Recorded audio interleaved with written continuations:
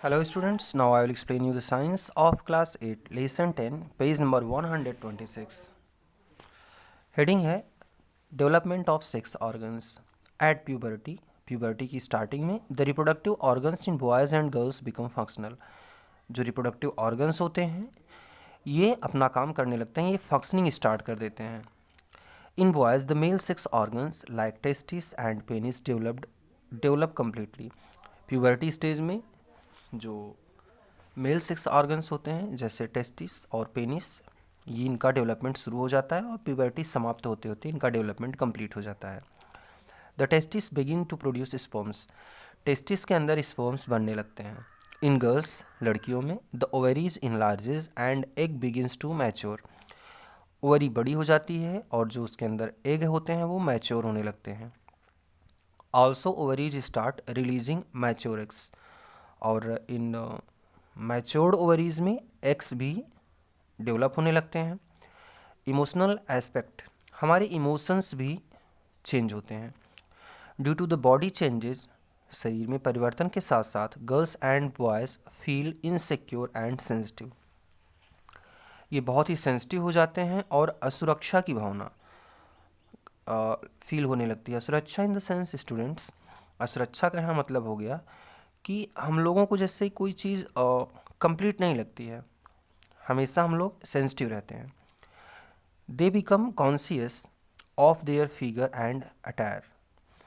वो अपने लुक के लिए कि हम दिखने में कैसे हैं, हमारा फिगर कैसा है, ये इसके लिए ज़्यादा चिंता करने लगते हैं। They start taking interest in the opposite sex. इन्हें दूसरे सेक्स में, गर्ल्स है तो बॉयज़ में, बॉयज़ है तो गर्ल्स में, एक अट्रैक्शन सा अलग फील होता है। These changes are a natural part of growing. ये जो परिवर्तन हो रहे हैं, जो इमोशंस में परिवर्तन हो रहे हैं, हमारी फीलिंग्स में परिवर्तन हो रहे हैं, ये एक नेचुरल पार्ट है हमारी ग्रोइंग के। And takes place in the life of all individuals. और हर इंडिविजुअल की लाइफ में ये चीज़ें होती हैं। आगे है मेंटल एंड इंटेलेक्चुअल डेवलपमेंट। हमारा मानसिक और हमारी जो बौद्धिक सोच होती है उसमें भी विकास होता है। Adolescents start thinking independently as it is the period when the brain has the greatest capacity to observe and learn. Adolescent अवस्था में हमारा जो ब्रेन होता है ये काफ़ी डेवलप होता है और नई नई चीज़ों को सीखने में हम ज़्यादा दिमाग लगाते हैं।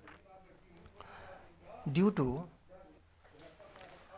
इंडिपेंडेंट थिंकिंग, हमारी जो व्यक्तिगत सोच होती है उस पर conflict develop between them and their elders sometimes. कभी कभी हम लोगों में जो एडोलेसेंट्स एज के बच्चे होते हैं और उनके बड़े लोगों के बीच में एक कॉन्फ्लिक्ट, वैचारिक मतभेद भी हो जाता है।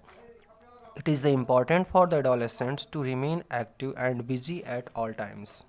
इसलिए हर एडोलेसेंट्स डेवलपिंग बॉयज़ और गर्ल्स को चाहिए कि वो अपने आप को हमेशा अपने मुख्य काम में व्यस्त रखें।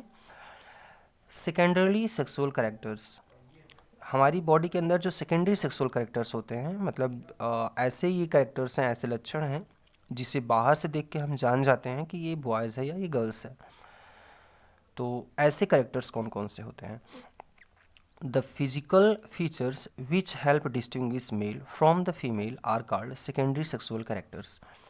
ये ऐसे सेक्सुअल कैरेक्टर्स होते हैं जिनकी सहायता से हम केवल देख के पहचान जाते हैं कि ये कोई मेल है या फीमेल है। The secondary sexual characteristic in human are given below. हम ह्यूमंस में जो सेकेंडरी सेक्सुअल कैरेक्टर्स होते हैं ये नीचे हैं। इन मेल्स, बॉयज़, फर्स्ट क्या है? Facial hair such as beard and moustaches develop. Boys में एडोलेसेंट अवस्था में दाढ़ी और मूछ उगने लगती है। Hairs develop under the armpit. हमारी आर्मपिट में हेयर्स का डेवलपमेंट हो जाता है। अंडर चेस्ट, सीने पर भी, and in the pubic region, और कमर के निचले के हिस्से में भी हेयर्स का डेवलपमेंट शुरू हो जाता है। वॉइस बिकम्स डीपर, हमारी जो आवाज़ होती है ये मोटी हो जाती है। Muscles develop and shoulders become broad, हमारी जो मांसपेशियाँ होती हैं मजबूत होने लगती हैं और हमारे कंधे चौड़े हो जाते हैं। वेट इंक्रीजेज, हमारे शरीर का वजन भी बढ़ता है। फीमेल गर्ल्स में क्या क्या होती है? Changes, development and enlargement of breast, mammary glands takes place. तो गर्ल्स में जो ब्रेस्ट रीजन होता है, जो चेस्ट रीजन होता है, ये डेवलप करता है। हेयर डेवलप अंडर आर्मपिट, इनके भी आर्मपिट में हेयर्स डेवलप होते हैं and in the pubic regions, और कमर के निचले के हिस्से में भी डेवलपमेंट होने लगता है बालों का। Hips broaden and pelvic region widens, जो कूल्हे का पोर्शन होता है कमर के नीचे का हिस्सा ये चौड़ा हो जाता है।